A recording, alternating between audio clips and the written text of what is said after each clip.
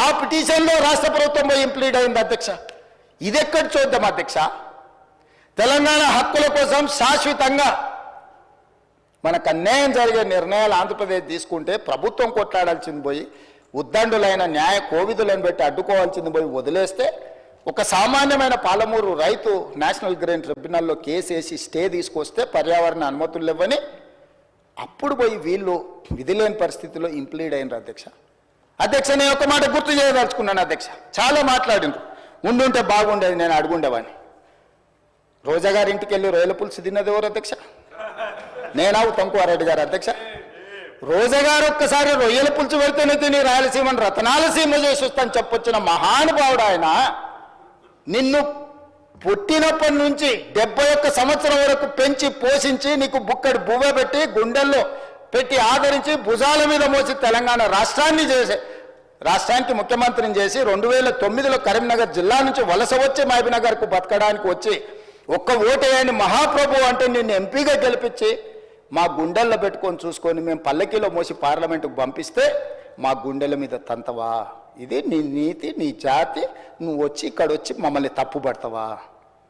రొయ్యల పులుసు తిన్నందుకే అంత విశ్వాసం చూపిస్తావు. ఒక్కసారి రోజమ్మ పెట్టిన రొయ్యల పులుసుకి నిన్ను మోసినందుకు 2009లో నిన్ను పల్లకీలో మోసి పార్లమెంట్లో పంపించినందుకు మా పాలమూరు జిల్లాకి ఏం చేసినావు? పార్లమెంట్లో నోరు లేకపోయినా, పార్లమూరులో ఊరు లేకపోయినా నిన్ను పార్లమెంటు సభ్యుడిగా మేము ఎన్నుకొని నీకు రాజకీయ భిక్ష పెడితే మా పాలమూరు ఎండబెడతావు, మా కల్వకుర్తి ఎడారిగా మారుతుంది, మా భీమా నెట్టంపాడు కోయిల్ సాగర్, మా నారాయణపేట కోడంగల్ లిఫ్ట్ ఇరిగేషన్ని ఎక్కడికక్కడ పడవ పెడతావా?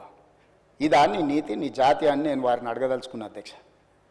అందుకే అధ్యక్ష, ఇవాళ జూరాల నుంచి నీళ్లు తీసుకొని ఉంటే శ్రీశైలం వెనుక జలాలను మనం తీసుకోవాలన్న కుట్ర కేవలం కాంట్రాక్టర్ల కమిషన్ల కక్కుర్తిపడి అమ్ముడు పోకపోయిన ఉంటే ఇవాళ బాజాప్తా రోజుకు 5-6 టీఎంసీలు ఇక్కడి నుంచి మనం తరలించుకుంటే రాయలసీమ కాదు ఆంధ్రప్రదేశ్లో ఎవరున్నా గిలగిలలాడి మన ముందర మొకరిల్లేవాళ్ళు.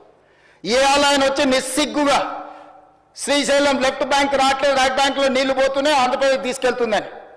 సిఆర్పిఎఫ్ బలగాలు ఏ రోజు వచ్చినాయి అధ్యక్ష? మీరు ఉన్నప్పుడు రాలేదా? మీరున్నప్పుడు ఆంధ్రప్రదేశ్ పోలీసులు వచ్చి తెలంగాణ పోలీసులు అక్కడ ఉన్న సిబ్బందిని తన్నిపోలేదా? మీకు అసలు పౌరుషం ఉందా? మీలో చీము రక్తం ఉందా?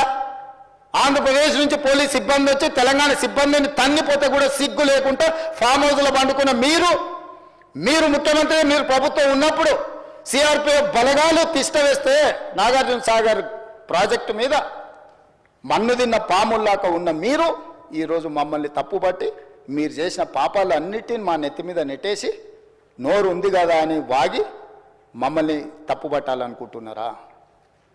ఇదేనా మీ 10 ఏళ్ల అనుభవం? ఈ అనుభవంతోనేనా మీరు మమ్మల్ని అందరినీ ప్రజల్ని మోసం చేసినట్టు సభలో కూడా సభను తప్పుదోవ పట్టించాలని ఆలోచన చేసేదాన్ని నేను అడుగుతున్నా అధ్యక్ష. అందుకే ఈరోజు ఈ ప్రాజెక్టులను పూర్తి చేయాలి యుద్ధ ప్రాతిపదికన. మీరు అప్పులు తప్పులు చేసి ఇక్కడ కొంప ముంచిపోతే కూడా దాన్ని చక్కదిద్దుకుంటూ ఒకటొకటిగా పరిష్కరించుకుంటూ ఆ ప్రాజెక్టులను ఎట్లయినా పూర్తి చేయాలని నిన్న మొన్న సీతారామ సాగర్లో మా తుమ్మల నాగేశ్వరరావు గారు, మా ఉత్తమ్కుమారెడ్డి గారు, ఆ జిల్లా మంత్రులందరూ కష్టపడి అక్కడ ప్రాజెక్టులను ఒక కొలికి తెచ్చే ప్రయత్నం చేస్తారు. పాలమూరు రంగారెడ్డి ఎత్తిపోతలను చేయాలనుకుంటున్నాం. శ్రీశైలం లెఫ్ట్ బ్యాంక్ కెనాల్ని మేము వచ్చిన తర్వాత 10 ఏళ్ళు నువ్వు పడవ పెడితే మళ్ళీ ప్రారంభించినాం. అనుకోకుండా ఒక ప్రమాదం జరిగింది అధ్యక్ష. ప్రమాదం జరిగి ప్రజలు చచ్చిపోతే, అక్కడ ఉన్న కార్మికులు చచ్చిపోతే సానుభూతి చూపించాలి, కుటుంబాలను ఆదుకోవాలి, కుటుంబాలను పరామర్శించాలి.